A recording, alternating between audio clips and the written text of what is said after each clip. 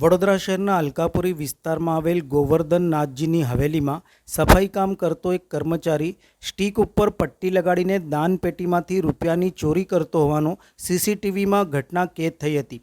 દાનપેટી ભરાઈ ગઈ હોવાથી મેનેજર સહિતના લોકો દાનપેટીઓ ખાલી કરી રહ્યા હતા ત્યારે તેમાંથી પટ્ટી લગાવેલી સ્ટીક મળતા તેમને શંકા ગઈ હતી। તેથી સીસીટીવી ચેક કરતા સફાઈ કર્મચારીએ કરેલી ચોરીનો પર્દાફાશ થયો હતો। આ મામલે હવેલીના સ્ટોર ઇન્ચાર્જે અકોટા પોલીસ સ્ટેશનમાં સફાઈકર્મી સામે ચોરીની ફરિયાદ નોંધાવી છે, જેના આધારે પોલીસે વધુ તપાસ હાથ ધરી છે। વડોદરા શહેરના અલકાપુરી વિસ્તારમાં આવેલા ગોકુળ એપાર્ટમેન્ટમાં રહેતા મહેશ ભગવાનદાસ શાહ ઉર્મી સોસાયટીમાં આવેલ શ્રી ગોવર્ધન સેવા ટ્રસ્ટમાં છેલ્લા 30 વર્ષથી સ્ટોર ઇન્ચાર્જ તરીકે નોકરી કરે છે। આ ગોવર્ધન નાથજીની હવેલીમાં છેલ્લા 12 વર્ષથી સંજય દિનેશભાઈ બારિયા રહે Shrinathdham duplex Dinesh mill road Akota Vadodara મૂળ રહે દાહોદને સાફ સફાઈ માટે નોકરી પર રાખવામાં આવ્યો હતો।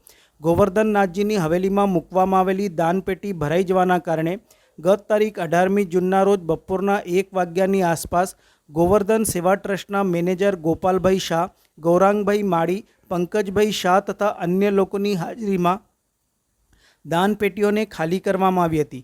આ દરમિયાન દાનપેટીમાંથી 2 પટ્ટી લગાવેલી વાંસની સ્ટીક મળી આવી હતી, જેથી મેનેજર સહિતના લોકોને દાનપેટીમાંથી કોઈ ચોરી કરતું હોવાની શંકા ગઈ હતી।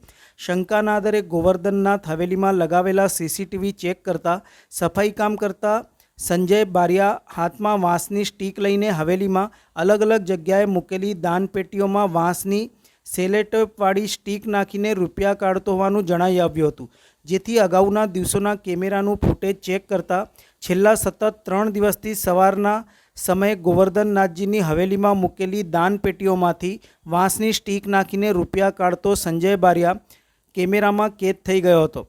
દાનપેટીઓમાંથી 25,000 રૂપિયાની ચોરી કરી હોવાથી અકોટા પોલીસ સ્ટેશનમાં સંજય બારિયા વિરુદ્ધ સ્ટોર ઇન્ચાર્જ મહેશભાઈ શાહ દ્વારા ફરિયાદ નોંધાવવામાં આવી છે, જેના આધારે અકોટા પોલીસે કાયદેસરની કાર્યવાહી હાથ ધરી છે।